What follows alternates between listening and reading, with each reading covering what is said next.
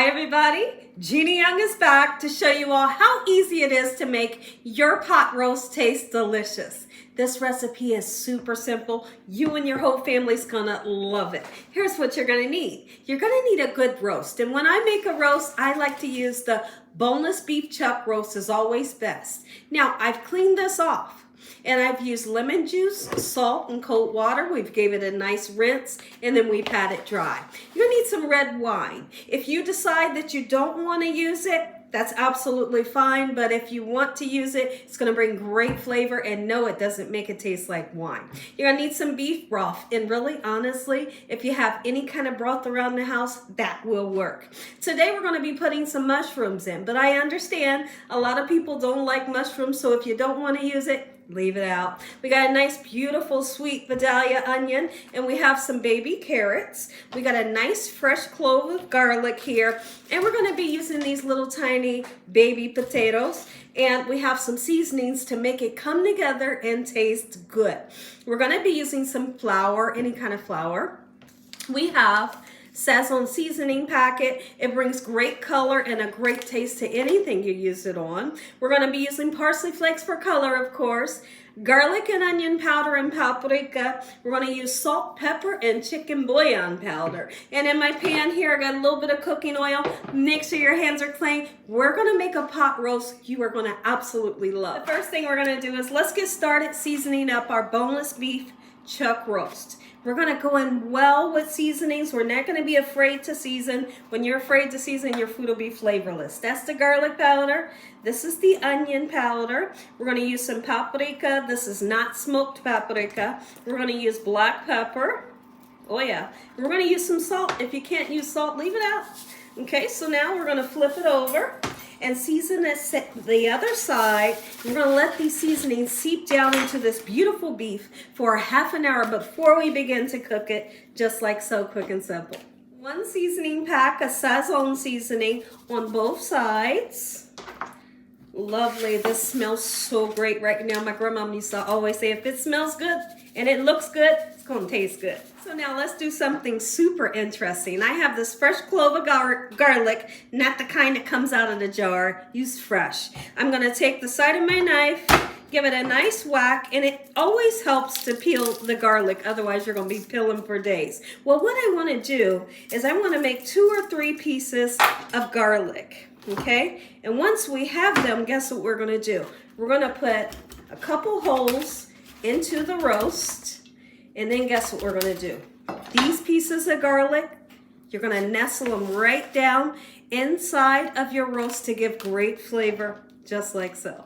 Okay, so now we're gonna do something super interesting. In my pan, I have just enough oil to coat the bottom of the pan, and what we're looking for is a nice sear onto the roast beef. And the reason why we wanna get a sear is because it locks in all of the juices, okay? So we're not aiming to cook it.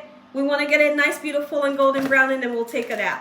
While our meat sears up, let's go ahead and take these little potatoes, and we're going to cut them in half. If you want to leave them whole, you can. You never have to peel the skin on these, okay? The skin is lovely. Okay, so we've cut them down, and guess what's super interesting? I'm not going to put all of my veggies in right now.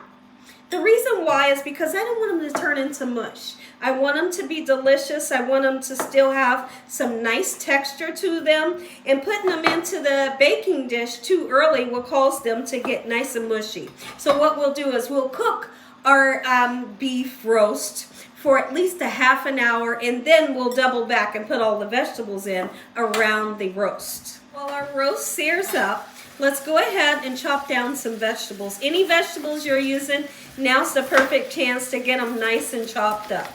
Okay, and so we're using bell peppers, okay? We're gonna use a nice sweet Vidalia onion.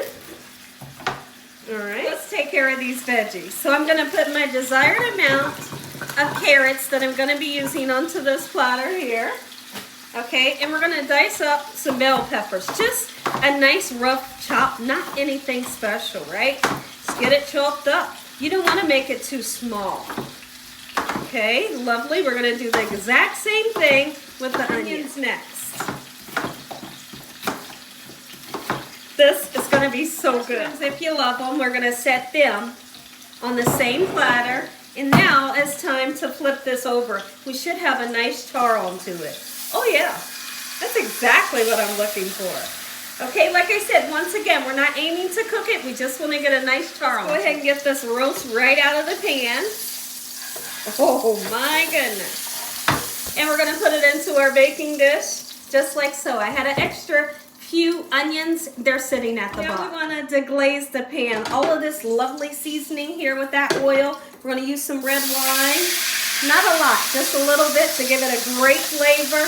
And then we're going to put some beef broth right in to kind of calm it down a little bit. We're going to use this whole 32 ounces of beef broth.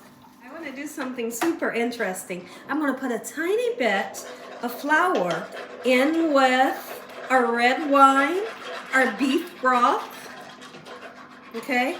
Just like so, just to assure me that this broth thickens up as a gravy. Here's where things get super interesting. 2 tablespoons of ketchup, and no, it doesn't make it taste like ketchup. It makes it taste amazing. And now we pour this on top of our roast into the oven. Now it's time to have fun. All of this goes right in. You can put it on top or just around the beef. 32 ounces, look at that. That's gonna assure you that this thing is gonna turn out nice and juicy. Chicken bouillon powder, whoop, right on top into the oven. 150 degrees, uncovered, never covered. We love to have a good, nice, sweet cornbread to go along with our roast. I would love to hear from you all in the comment section below. What do you like to have with your roast? Okay, so now I went ahead, I snuck some sugar in here. You know, you ain't got to use it if you don't want to, but sugar in my cornbread is everything to me. I like mine to be a little bit sweet. Not super sweet, you know, but just enough, right? And I like to slather on that butter. Okay, beautiful. I'm putting my eggs. I got a little bit of oil in here. Okay, I'm going to put some milk. And then I'm going to go in with some shredded cheese here. Lately, I've been putting cheese in my cornbread, and it is spectacular. So if you've never tried it, just give it a try and see if you like it. I love it. My pan here is an oven-safe pan, and I've oiled it. So now I'm going to mix this up just a little bit, and this is going to go in the oven with that roast. You all can thank my husband for this recipe. He went to the grocery store, and he came home with the roast and all of the fixings that goes with the roast. And he said, you know what I want for dinner tomorrow? I said, what, baby? He said, I want a good roast. I said, you got it. You got it. And I'm excited for this roast as well. All right, and here's the thing. A lot of people shy away from making a roast because they think it's hard to make. It's not hard to make. It may take some time to cook, but it's well worth the wait. You know, you understand?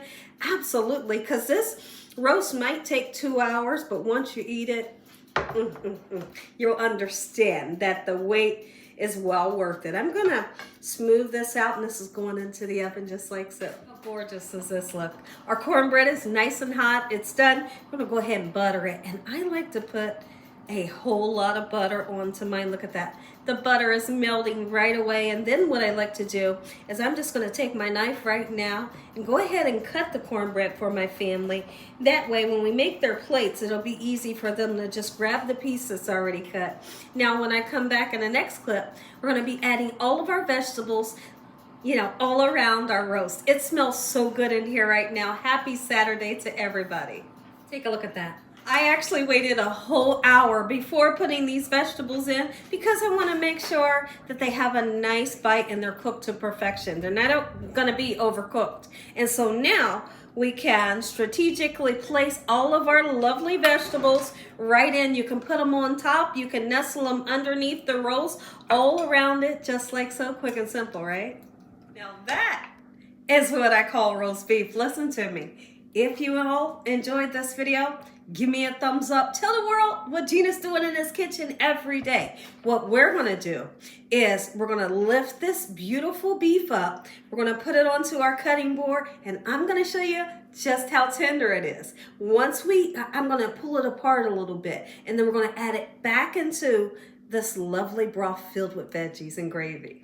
Pray real quick before we eat. Heavenly Father, and once again, we thank you, Father, for providing us a meal, keeping us safe. No weapons formed against us shall prosper. We thank you, Heavenly Father, that no weapons formed against us shall prosper. We bind that evil devil away from us. Let the devil know he stands no chance. In Jesus Christ's name we pray. Amen. I cooked this for 2.5 hours. It should be nice and tender. And all you have to do is use 2 forks just to shred it. Look at that. Are you kidding me? Turns out perfect every time. Y'all see a close up. Look how that meat.